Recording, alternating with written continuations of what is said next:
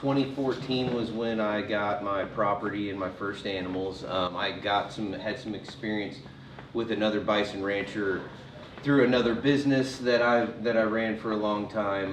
Got some exposure with the animals, but didn't own any or have any experience really with significant livestock up until then. But then 2014 was when I got my property, started getting animals that fall, started building everything out. Then now I've got around 150 animals, and my main focus is the meat business.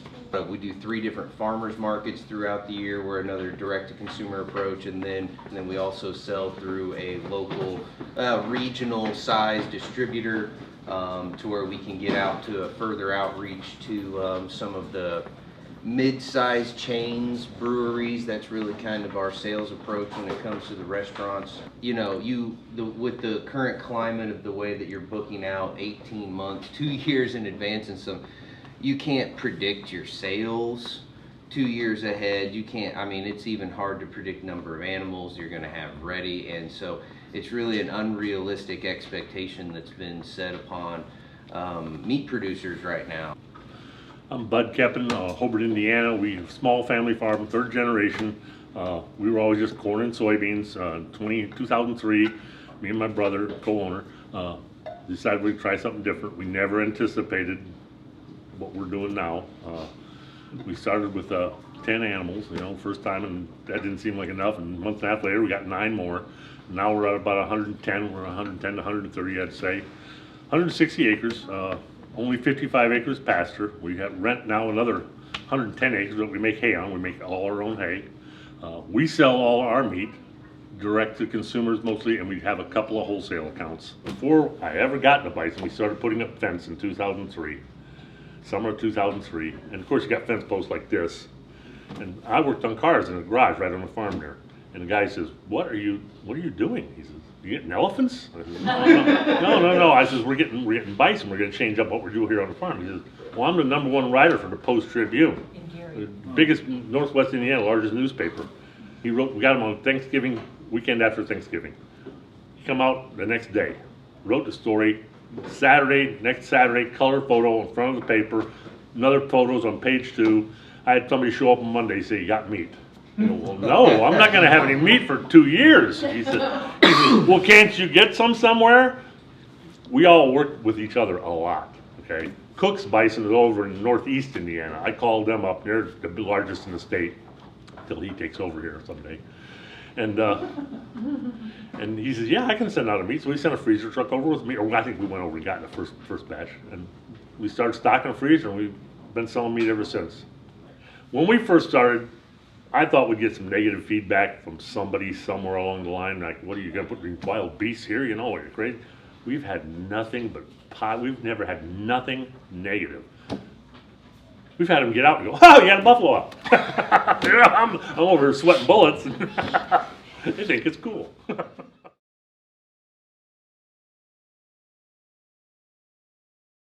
We wanted to use clear vacuum pack. A lot of these small state inspection plants are just used to doing beef for their local people, and they don't do clear vacuum pack. We had to find somebody to do clear vacuum pack, and we also had to find somebody that did a good job of taking the hide off without cutting holes in it, because in the wintertime we want to tan these hides. That's a huge, hide might sell for $1,500.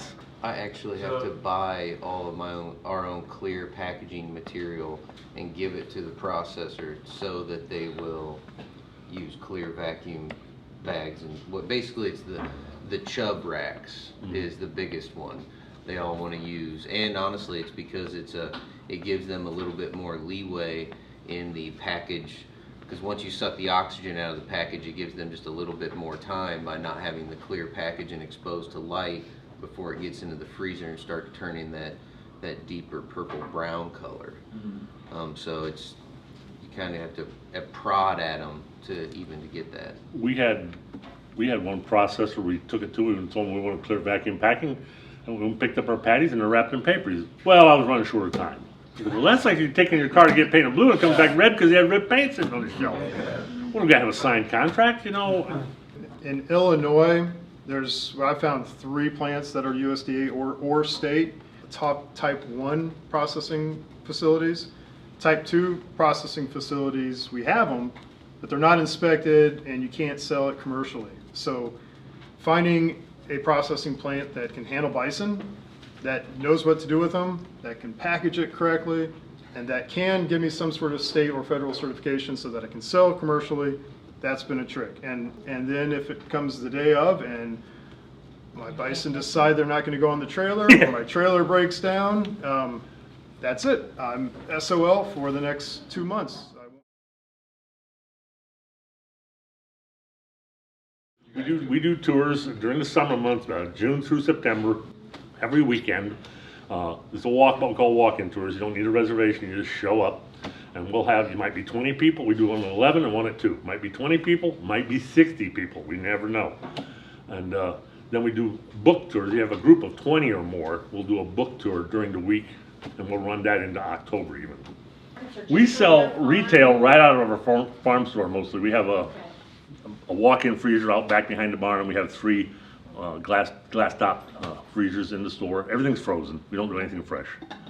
Brought them here. We do sell some wholesale to a couple of restaurants locally. Well, I get calls out of Chicago every once in a while. I haven't had one this year, but I used to get them a lot out of Chicago wanting me. Well, what do you want? Well, ribeye steaks from New York steaks. I said, no, I can't. I don't bush enough animals to supply you.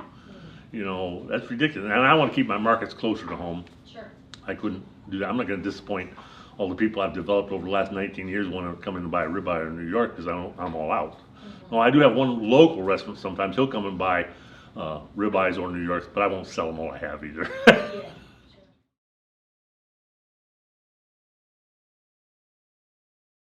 The worst thing you can do for parasite control is underdose. Under-medicating is literally the worst thing you can do for parasite control.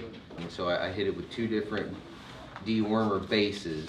And then the other thing, the preventative approach is rotational grazing. We run our herd on about 7 to 10 days per pasture, and then they get about 49 days of rest. A lot of people just see they've got an animal that's down. Look, we got parasites, we treat for worms, so they just start tossing money at it. So we actually talked our vet into teaching us how to do our own samples so that we can constantly be monitoring that and then know what is needed at what time.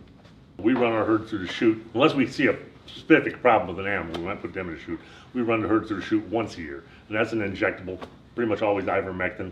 In the summertime, as soon as the spring green up and they go in pasture, we'll start giving them something in the water. It could be Safeguard Liquid, could be Valbazin, could be Prohibit. We mix them up, so we have a different drug.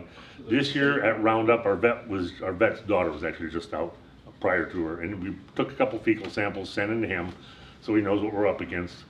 And we're going to do 2 dewormers at a time. We're doing an injectable and a drench, 2 different drugs. We do things, again, a little differently as well. We do alternate our dewormer, try to hit it twice a year, but what we've noticed in Illinois is that we are really low on selenium and copper in the ground, and no matter how much you treat the parasites, if you don't address the nutrients and getting those vitamins into the animal, you're fighting a losing battle.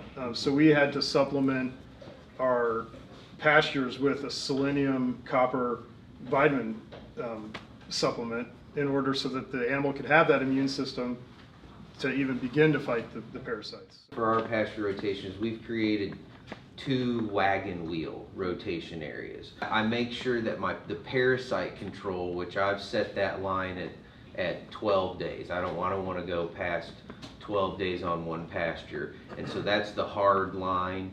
Everything else under that is all then based on land management. So the parasite control sets my parameters, but then the actual, the ground, the grasses itself then determine how quickly they should go to the next pasture.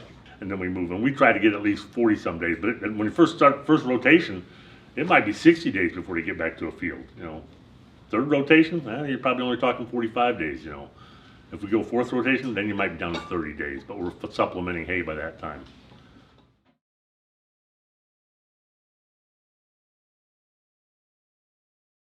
I didn't have any prior livestock experience other than just small farm stuff, and literally went out to the National Bison Association conference in Denver, completely green. Had no idea. I was by myself, no idea what I was doing, and somebody found out I was from Indiana, introduced me to Bud and Ruth, and they kind of guided me around who to meet, who to talk to, and yeah, that was how I kind of fell in love with it. Because I knew I wanted to do it, but I didn't know how some of the pieces were going to get put together. And then you go up and it's just like all of these connections of all these people that have the same struggles that you do. Friendliest group of people you ever want to meet. Yeah. I didn't inherit ground that I took over and had a chance to work the property before I got bison on there. And then a year like this year, we're really dry down in southern Indiana. I mean, you walk across the barn lot and I mean, you're choking on dust. And so I'm really seeing my pH level issues are really smacking me in the face right now. We're already out putting out hay, and I shouldn't be. I have enough ground where I shouldn't be doing that yet. And things like that don't just turn around overnight. You're going to harvest the most, like we're getting out of if you're getting the meat. But it's more work and it's more investment. It's a quicker turnaround if you're selling a live animal. It really depends on the market. You right. know, when the market's good and attracts new producers, then breeding stock is a thing in our area. When there's not active new producers on the scene, then we're just kind of selling back and forth to each other for the most part. There are a lot of new producers coming in, but it seems like a lot of them are in the eastern United States, not so much the western United States. To me, it seems that way anyway. The big places are going to be out west always because that's where the larger tracts of land. But I got 55 acres of pasture is what I got, and I got 110 to 130 animals on there from May till. Well, they're still on it now, but I'm supplementing hay right now. Till the end of September anyway, they're just eating grass. I stock pretty hard, But out west, you got 10 acres, 20 acres per animal. Yeah. I got 2 animals per acre.